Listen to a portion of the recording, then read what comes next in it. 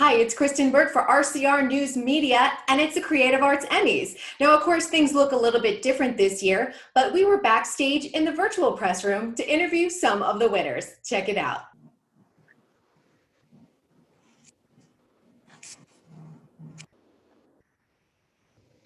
Am I supposed to be doing anything right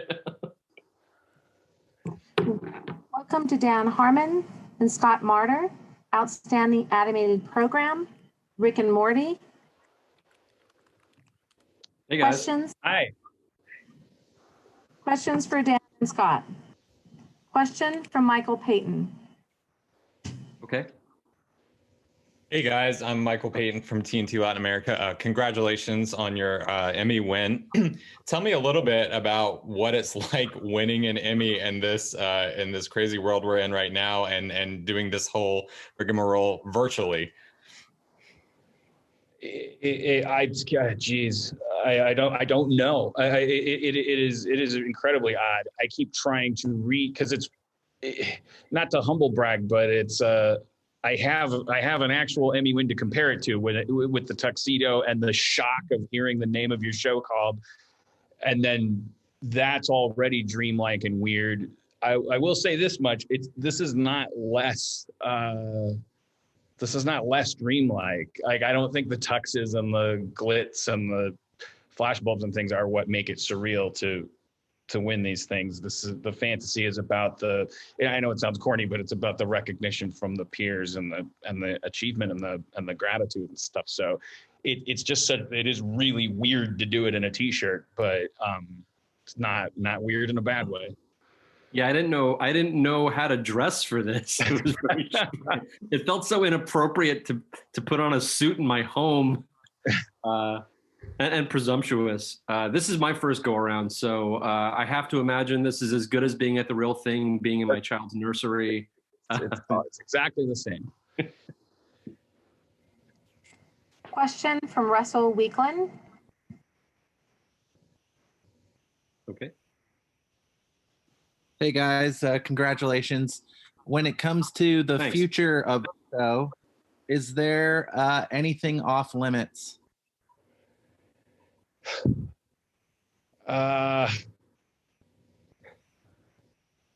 Probably a ton of stuff, but you're not supposed to say there is. I don't know. Jeez. I'm not really interested in talking about COVID. Is that fair? It's not a normal part of our process to consider anything off limits. Like that's the nice thing about TV is you write freely. I have the privilege of not thinking about S&P because I know our S&P people at Adult Swim they're good people. They do their job. They do it, they communicate well with our producer, and so we tend to write the thing as if there are absolutely no limits at all, and we trust the system to kind of like tug a war back and forth as far as what's worth it. I hope that's a satisfying answer, but if it isn't, I won an Emmy.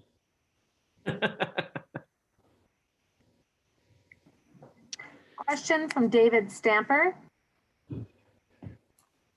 All right. Hi guys, congratulations on your win, and you're the first people who've come to the press room with cocktails, which is fantastic. Good for you. Question which sort of goes off the first question you were asked. How has your production been less impacted because you're animated and with COVID rather than in real person, or has it still been a difficult process? Well, the fact that I have nothing to compare it to means yes, because I've got some live action stuff in development and it's not in development. So the very fact that we were able to mid-pandemic finish the post work on a season, and that I've already, we've been working on season 5 this whole time, and I've done voice through season 6. We've recorded original music from my bedroom closet. With the editors have been working. So it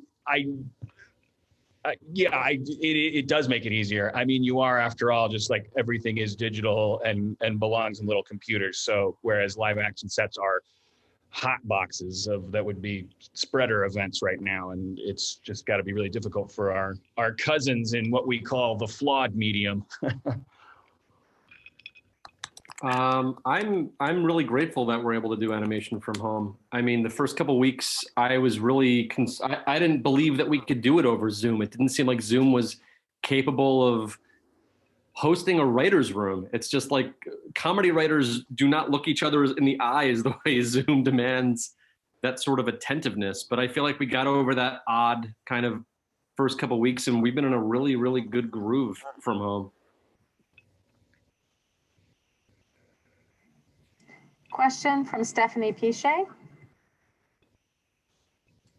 Hi, guys. Congratulations. This is Stephanie Pichet from RCR News Media. First of all, I have to tell you that my son got me hooked on you. Your series, not you personally, but you're the minds behind it.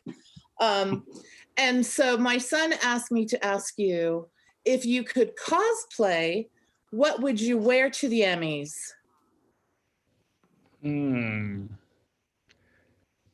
Oh boy. If I were gonna cosplay, I would, boy.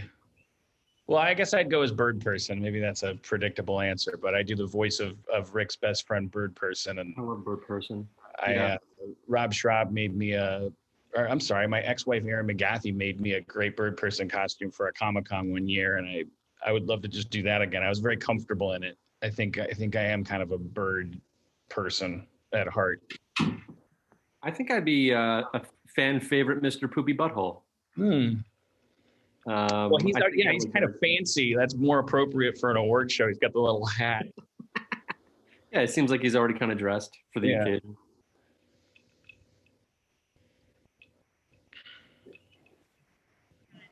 Question from Simon Applebaum. That's a Hi, fake Scott name. and Dan. Simon Applebaum from Tomorrow Be Televised. Congratulations on another great honor for Rick and Morty.